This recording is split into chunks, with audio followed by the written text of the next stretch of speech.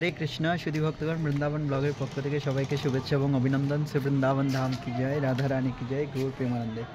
তো ভক্তগণ সবাই কেমন আছেন? আশা করি সবাই খুব ভালো আছেন। তো আজকে 8 তারিখ, নতুন বছরের জানুয়ারি মাসে 8 তারিখ আজকে। এখন আমরা এখানে দর্শনে আছি। পাঞ্জাব থেকে কিছু ভক্ত এসছেন, টোটো করে এসছি, এখানে পার্কিং আছে গাড়ি, ভক্তরা দর্শন করছেন, আমি ভিতরেই আছি। তো অবশ্যই চ্যানেলটি সাবস্ক্রাইব করে যুক্ত হয়ে যাবেন। ফেসবুক পেজ থেকে যদি হয়ে থাকেন তাহলে লাইক কমেন্ট শেয়ার করে আপনাদের মতামত জানাবেন।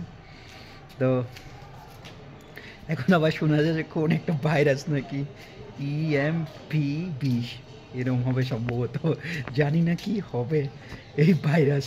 চায়না সব কিছু নতুন নতুন আবিষ্কার করে আর পুরো বিশ্বব্যাপী কষ্ট পায়। চায়নার সাথে যদি একটু সবাই যদি একটু কী করে একটু নিজেদের কার্যকলাপ বন্ধ রাখে তাহলে কতই ভালো হয়, তাই না?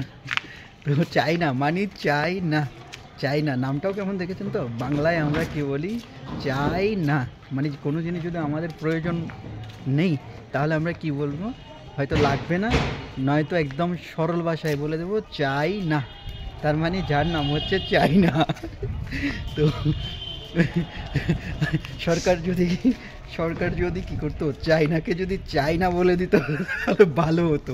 যে লকডাউনের কথা তো মনে আছে, লকডাউনের কথা মনে পড়লে কাটা একদম কাটা দিয়ে ওঠে সবাই।